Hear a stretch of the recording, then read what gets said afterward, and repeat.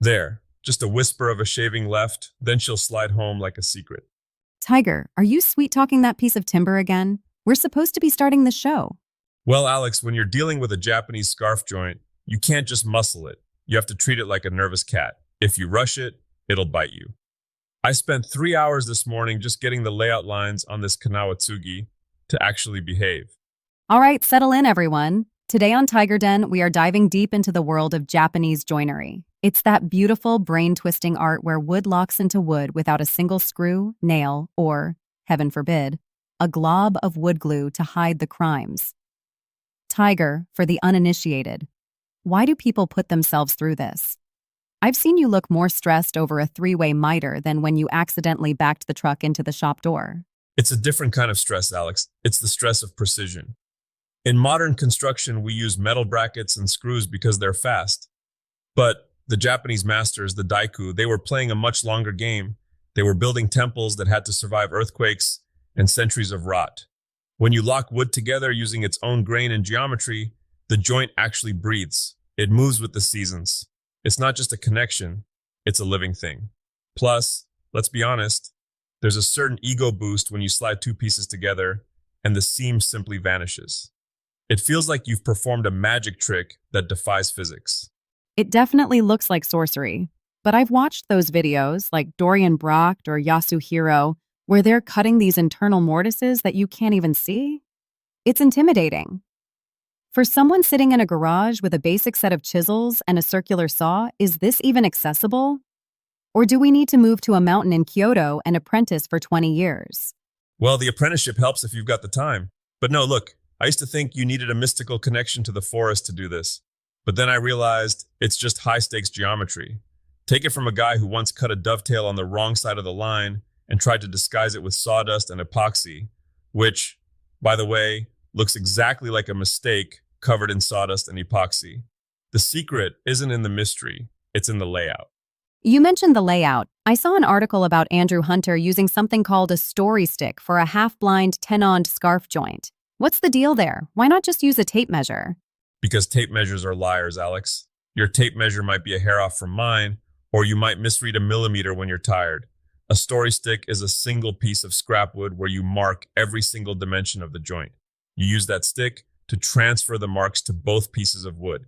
It ensures that even if you're off by a fraction, you're off by the exact same fraction on both sides. It's the only way to get those interlocking sashimono pieces to fit. If you trust a ruler over your own eyes and a story stick, you're going to end up with a joint that rattles like a box of rocks. Okay, let's talk tools. If someone wants to try this, do they need to throw away their Western saws and buy those pull saws everyone raves about? You don't have to, but trying to cut a delicate Japanese joint with a standard Western push saw is like trying to perform heart surgery with a bread knife.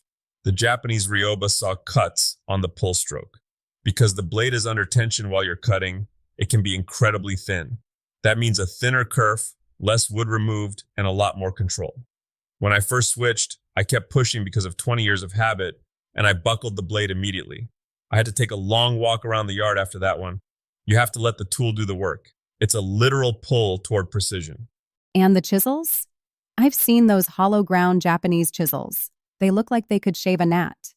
They're essentially surgical instruments with wooden handles. The hollow back, the URA, makes it easier to keep the face flat when you're sharpening. And you will be sharpening.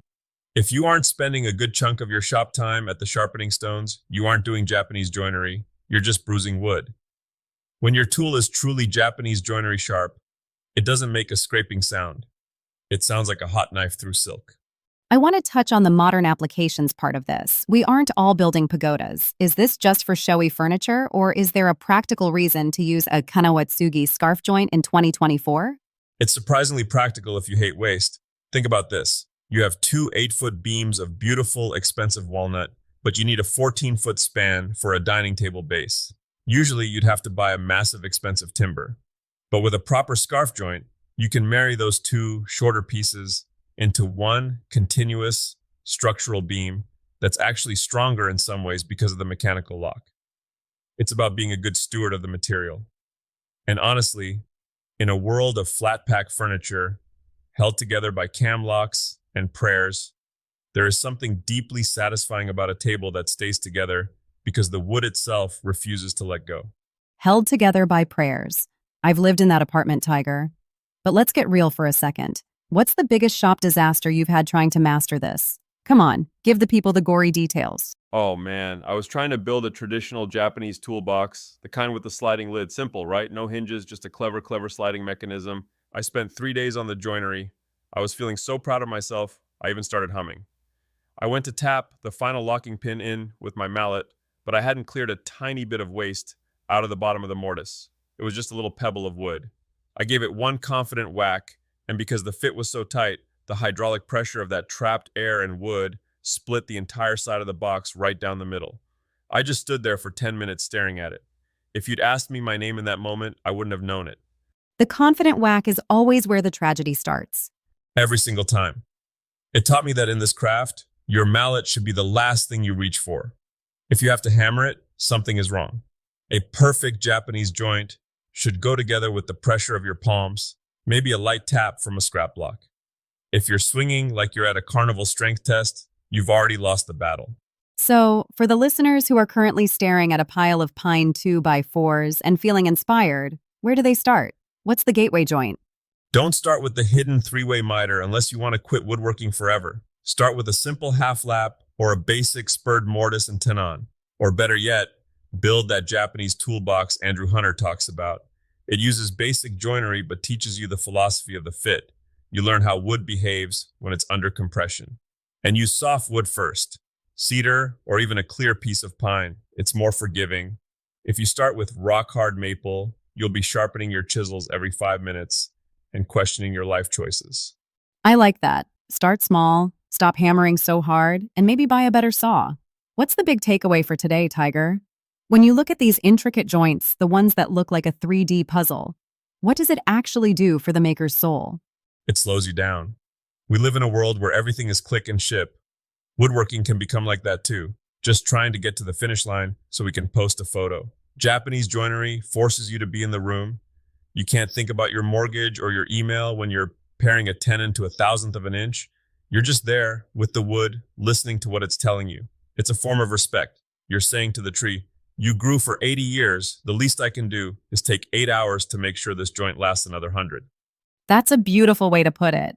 Even if your joint ends up with a gap big enough to park a truck in, like my first attempt, at least you gave it that time. And hey, a gap just means you have a place to store your extra sawdust for the next one.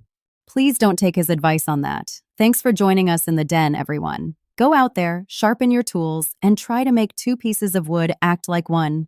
Just remember, measure with the stick, cut on the pull, and if you hear a crack, well, that's just the wood's way of telling you to start over. Peace.